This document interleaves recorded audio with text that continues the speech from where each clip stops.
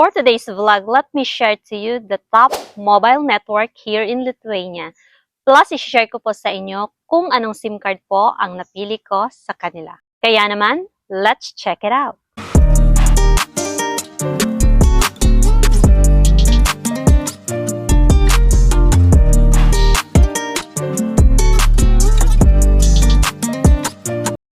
Hello everyone, mga gwapo and gwapa! Welcome back to another informative vlog.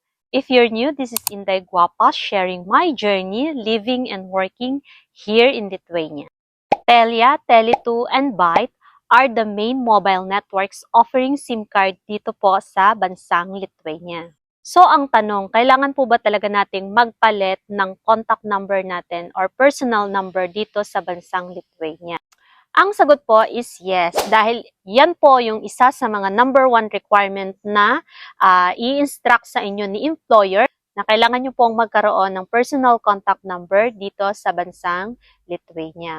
Bakit? Dahil in the future, baka po meron silang kailangang i-confirm sa inyo or kailangang sabihin, kayo po is madali nilang makokontakt through your SIM card here in Lithuania.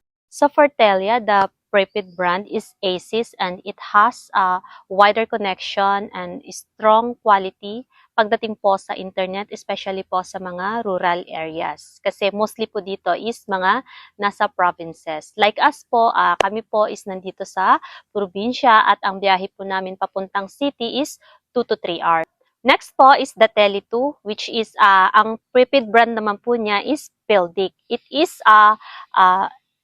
is a very well-known or kilalang-kilala po itong Pildic na ito dito sa bansang Lithuania because it has a cheapest and fast internet connection also with offering 4G internet.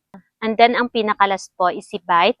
Ang prepaid brand naman po niya is Labas. So, same lang din po, nag-o-offer siya ng mga data packages, internet connection with 5G naman po siya guys. Okay?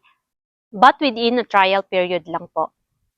So, ang tanong, saan nga ba mabibili ang mga SIM cards na ito?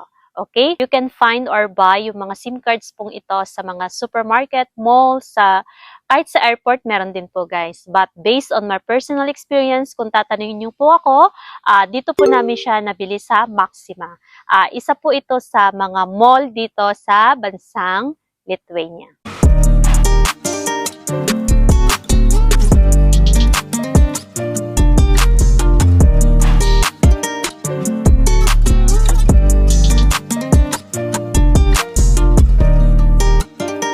And then next na tanong po, paano po ba i-activate ang mga SIM card na iyong nabili dito sa Lithuania? So simple lang po guys, meron po mga mobile operator na nagbabantay po dun sa store.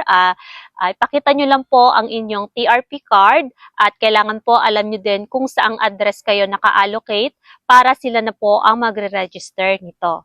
And then after registration, ready to use na po ang inyong SIM card. Okay? And then with these 3 SIM cards, ano nga po ba ang napili ko? Okay?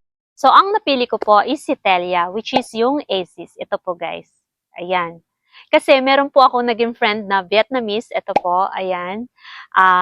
Ang sabi niya po sa amin is maganda daw po yung Telia kasi hindi po siya ganon nagcha-charge ng bill kapag po ikaw is, kung balak mong mag-plan. Dahil dito po guys, hindi naman halos lahat kasi ng location is merong free wifi, okay?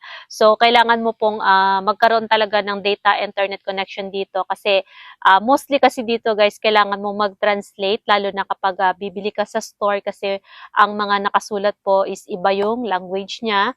Baka po iba yung mabili mong item, okay? Kaya mas mahalaga guys, magkaroon ka po ng internet connection kahit saan po ikaw na naroroon, right? And then, ang sabi niya rin kasi sa akin guys, maganda rin naman daw ang Tele2, which is yung Pildic nga. Pero ang base kasi sa experience niya, yung naging friend namin dito na Vietnamese is nagcha-charge siya kahit hindi mo ginagamit yung internet connection mo. Okay? And then, yun lang guys, yun lang guys, parang learn from her mistake. Sinunod ko na rin siya guys kasi syempre, mas siya po yung naka-experience na at siya yung mas nakakaalam. Kaya kung ano po yung naging advice niya sa amin, yun po yung sinunod namin. And then mostly po sa mga Lithuanians, hindi po sila nagsasalita or hindi sila ganun nakakaintindi ng English language. At mga konti lang po ang nakakapag-communicate ng English language dito. Kaya lalo na nung na-experience po namin na bibili kami sa store, hindi po kami magkaintindihan. Kaya kailangan po guys, meron ka talagang translator. Okay? And so far, nung ginamit ko po yung Telia or which is yung ESIS nga po guys na SIM card, maganda naman po yung quality ng connection ng internet. Wala naman pong paglo-loading na nagaganap. At tuloy-tuloy naman po yung data connection niya. So that's it for this video guys. Hope you find this video informative. Don't forget to click the subscribe button and hit that notification bell so that you'll get notified whenever I uploaded my new videos. This is Inday Guapa always saying, if you have a dream, there to make it happen. Bye! Thank you all for watching this here video. Please like and subscribe and follow. Much love from Little Yas to each of you.